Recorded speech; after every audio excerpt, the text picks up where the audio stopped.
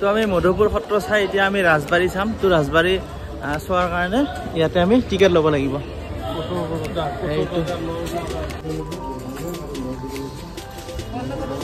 ticket 25 টকাকৈ লৈছে তো টিকেট লৈ আমি ধুনীয়াকৈ সোমাই আহিলোঁ ৰাজবাৰী চাবৰ কাৰণে মানে মই 2015 চনৰ ডিচেম্বৰত এবাৰ আহিছিলোঁ প্ৰায় 9 বছৰমান আগত তো আজি আকৌ আহিলোঁ চাব আৰু সৌটো হ'ল ৰাজবাৰী তো বলক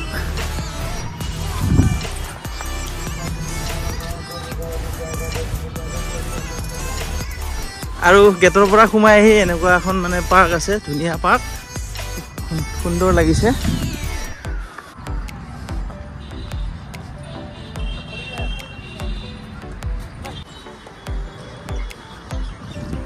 আৰু পাৰ্কখনৰ পৰিৱেশটো চাওকচোন কি সুন্দৰ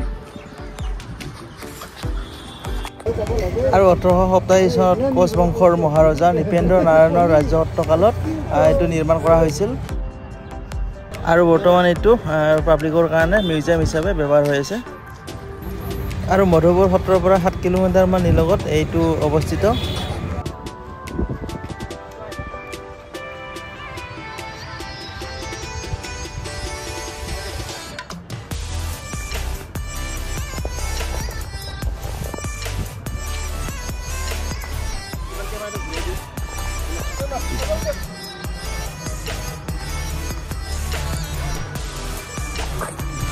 মানে দূৰৰ পৰা সৌন্দৰ্যটো বেলেগ ইয়াৰে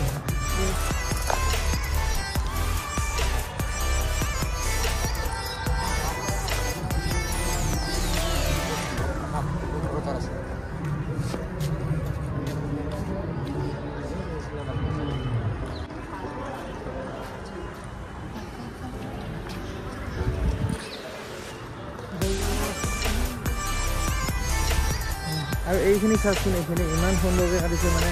পুৰা চুলি নিচিনা পুৰা মিহিকৈ কাটিছে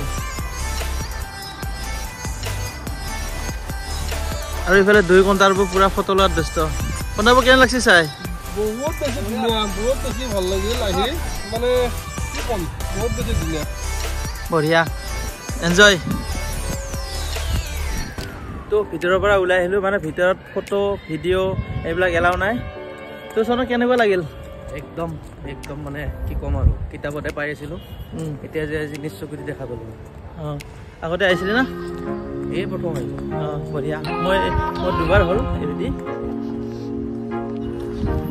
তো সুন্দৰকৈ আমি ৰাজবাৰী চালোঁ ভাল লাগিল